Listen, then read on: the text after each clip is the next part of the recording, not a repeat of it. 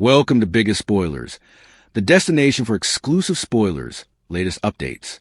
General Hospital spoilers and updates tease an exercise from the ABC Cleaners showrunners. Valentin Cassadine's love for his son may be the death of him.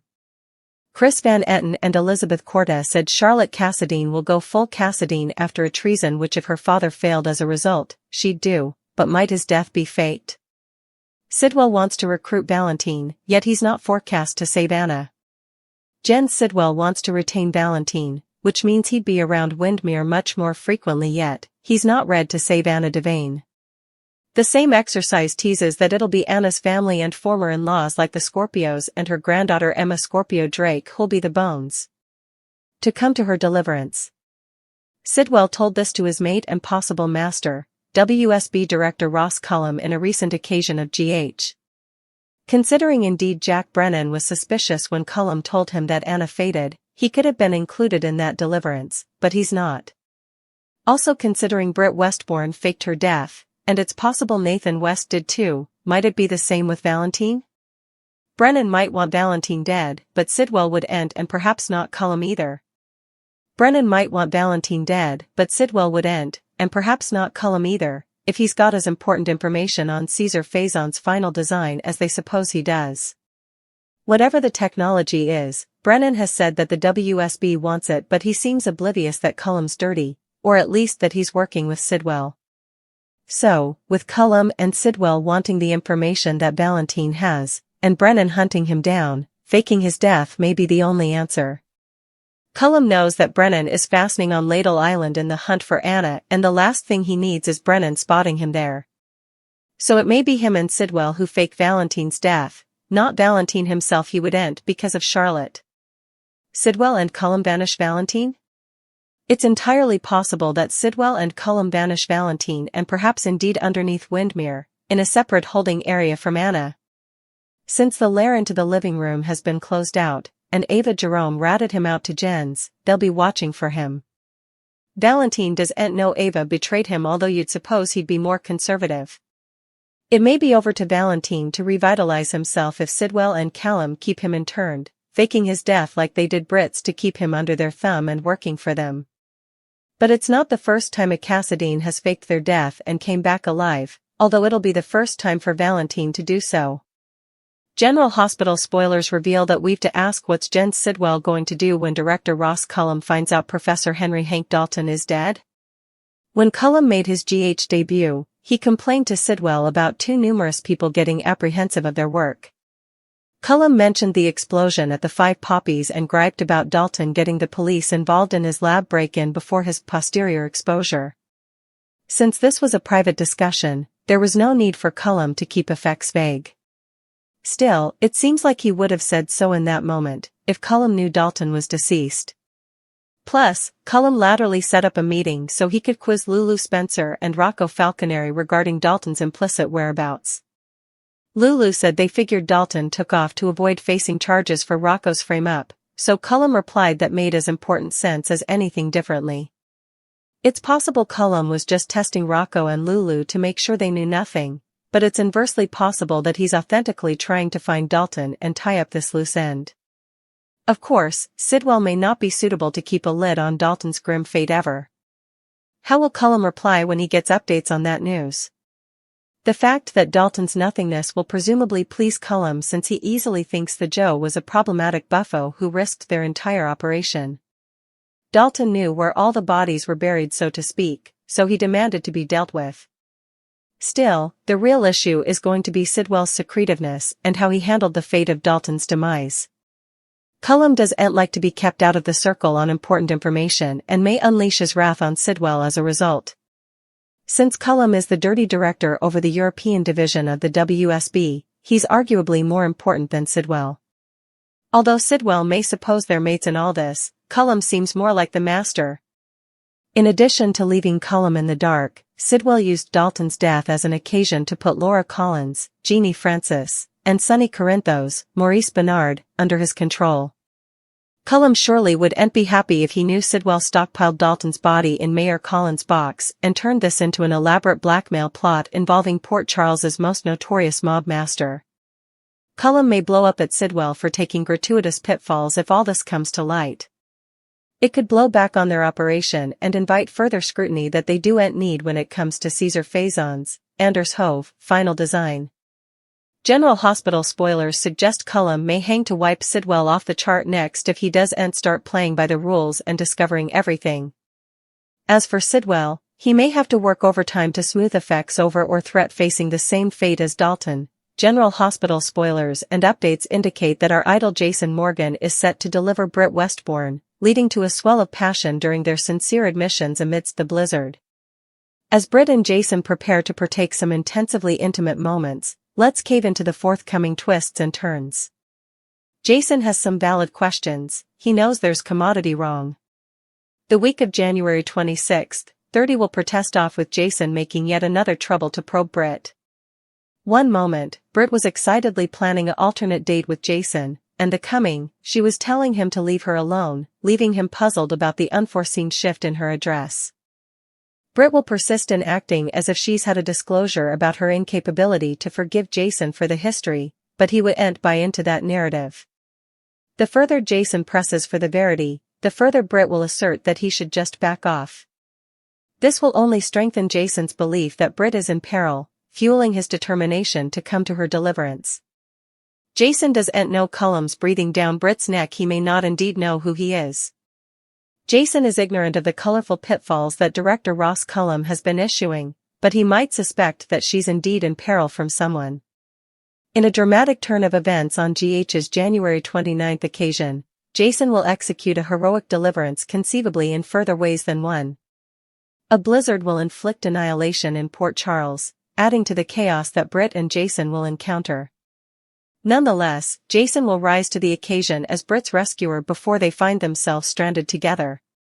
Britt will no longer be suitable to shirk Jason's inquiries, which may impel her to lower her defenses and reveal some information.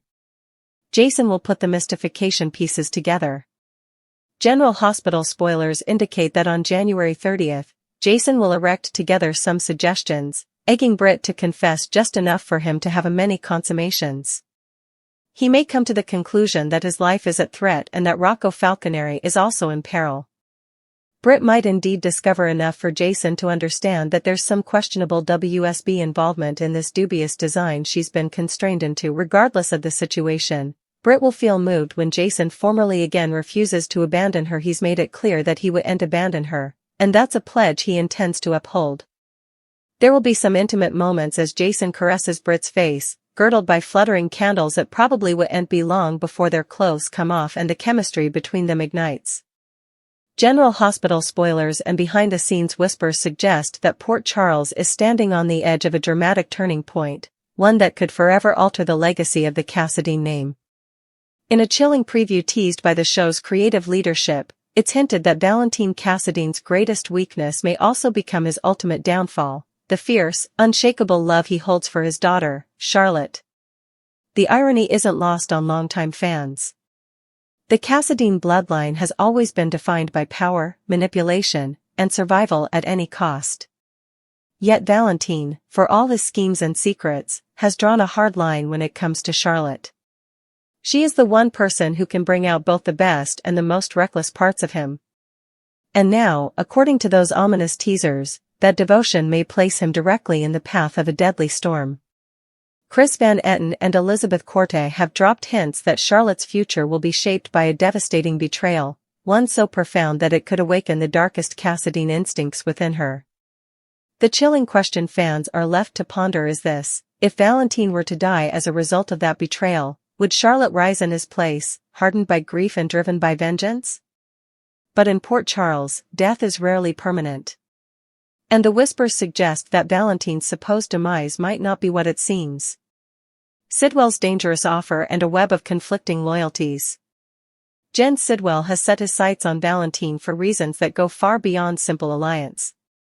He wants to recruit him, draw him deeper into a shadowy operation that seems to stretch across borders, agencies, and decades-old secrets. If Sidwell succeeds, Valentin's presence at Windmere would become a constant, placing him at the center of a dangerous game involving espionage, hidden technology, and enemies who operate in silence rather than in the open. What's most striking, however, is what the preview does not show. While Anna Devane's disappearance becomes a focal point of concern, Valentin is notably absent from the list of those expected to save her. Instead, the responsibility appears to fall on Anna's extended family and former in-laws, the Scorpios, along with her granddaughter, Emma Scorpio Drake. It's a powerful reminder that blood ties and emotional bonds often prove stronger than professional alliances in moments of crisis.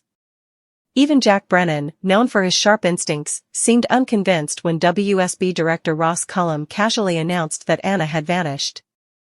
His skepticism hinted at a deeper truth, one that suggests this search may be more of a cover than a genuine rescue mission. With Britt Westbourne having once faked her own death and rumors still lingering about Nathan West's fate, fans can't help but draw parallels. Could Valentin be headed down the same path? Could his death become another carefully orchestrated illusion designed to keep him under someone else's control? Brennan's hunt and the technology everyone wants. Brennan, driven by duty and suspicion, may want Valentin eliminated. Sidwell, on the other hand, sees him as far too valuable to lose. And Cullum, lurking in the background, appears to be playing an even longer game, one tied to the mysterious final project left behind by the infamous Caesar Phazon. Whatever this technology is, it's powerful enough to draw the attention of the WSB and dangerous enough to justify extreme measures. Brennan knows it's out there. What he doesn't seem to realize is that Cullum himself may be compromised, working hand in hand with Sidwell instead of against him. This tangled triangle of motives leaves Valentin trapped in the middle. With Brennan closing in and Sidwell and Cullum desperate to extract everything he knows, faking his death may be the only way out. But here's the twist, it might not even be Valentin's choice. Cullum knows Brennan is focusing his efforts on Spoon Island under the guise of searching for Anna. The last thing Cullum needs is for Brennan to stumble onto the truth. That opens the door to a chilling possibility: Sidwell and Cullum could be the ones who kill Valentin, staging his death to keep him hidden, isolated, and under their control. And Valentin himself would never willingly vanish. Not when Charlotte is involved. Not when disappearing would leave her alone in a world that has already taken so much from her. Beneath Windmere, a prison in the shadows? Speculation is growing that Valentin could be held somewhere beneath Windmere itself, separated from Anna in a hidden chamber designed to keep both of them out of sight and out of reach. With Ava Jerome having tipped Sidwell off about Valentin's movements, every step he takes is now being watched. What makes this scenario even more tragic is Valentin's ignorance of Ava's betrayal. His trust, misplaced once again, could be what allows Sidwell and Cullum to strike. If history is any guide, a Cassadine doesn't stay buried for long. But this time, Valentin may be forced to resurrect himself not as a mastermind in control, but as a man clawing his way out of captivity, determined to return to Charlotte no matter the cost. Dalton's death and Cullum's brewing fury. While Valentin's fate looms large, another dangerous secret threatens to explode: the death of Professor Henry Hank Dalton. When Cullum first arrived in Port Charles, he complained to Sidwell about how many people were becoming aware of their covert operation. He mentioned the explosion at the Five Poppies and Dalton's decision to involve the police after a break-in at his lab, followed by Dalton's sudden disappearance. What stands out is what Cullum didn't say. He never referred to Dalton as deceased.